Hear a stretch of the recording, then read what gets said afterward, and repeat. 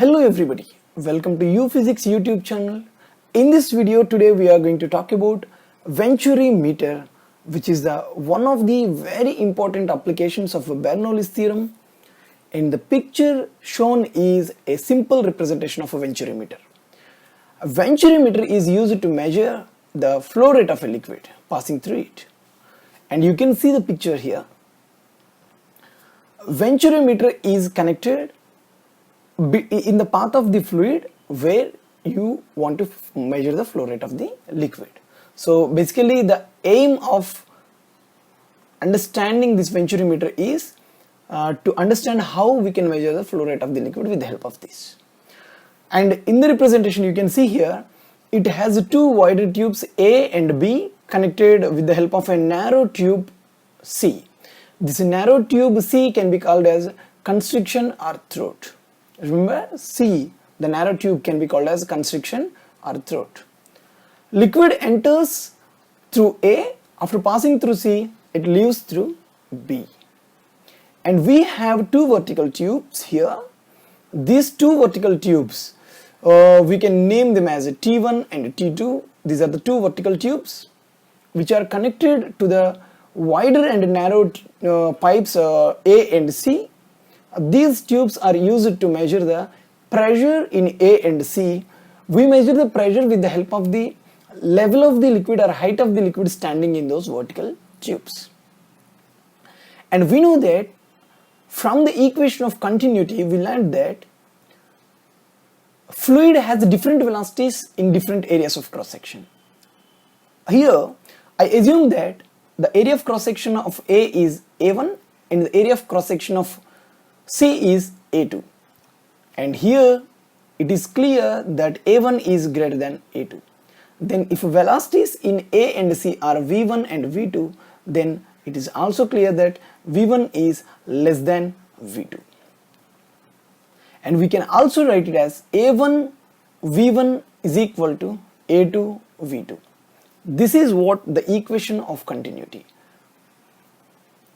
And to find the flow rate of the liquid passing through the Venturimeter, let us apply the Bernoulli's equation and simplify. We can find the flow rate of the liquid from that. I assume that the pressure inside the pipe A is PA at this point, and at this point inside pipe C is PC. I will assume it as, or else you can assume them as P1 and P2. P1, this is P1 and this is P2. If we apply Bernoulli's theorem for this flow of the liquid in the Venturimeter at a point in A and at a point in C, then that would be like this: P1 plus half rho V1 square, where rho is the density of the fluid, is equal to P2 plus half rho V2 square. Remember, the Venturimeter is a horizontal device in which the fluid is horizontally flowing. So the term to rho GH can be cancelled on either sides. From this we can write half rho V1 square minus V2 square is equal to P2 minus P1. Here P2 minus P1 is the pressure difference inside the wider tube A and the narrow tube C. Let us now measure the pressures P2 and P1. For that, here I assume that this height of the liquid standing in this narrow or wider tube is H1, and the height of the liquid or the level of the liquid in this tube T2, which is connected to narrow tube C, is H2. And this difference in the levels of the liquid in a T1 and a T2, I assume it as H. From this we can write H1 minus H2 is equal to H. And the pressure at P1, the pressure in a wider tube P1 can be written as H1 rho G. it is H1 rho g.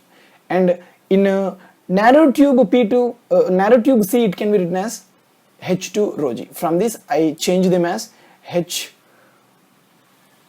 rho g minus H1 rho g, here half rho V1 square minus V2 square. From the equation of continuity, we can write V2 is equal to A1 by A2 into V1. If I substituted the same in this equation, V1 square minus A1 square by A2 square into V1 square is equal to H2 minus H1 into rho g. As the density of the fluid is same on either sides, we can cancel this term, and V1 square, if I take common, V1 square by 2 is equal to 1 minus A1 square by A2 square is equal to H2 minus H1 can be written as minus H g, and if this minus gets multiplied with the term on a left hand side, V1 square by 2 is equal to A1 square by A2 square minus 1 is equal to Hg. If we simplify it further, we can write it as V1 square by 2 into A1 square minus A2 square by A2 square is equal to Hg. From this we can write V1 is equal to 2 A2 square Hg by A1 square minus A2 square under root.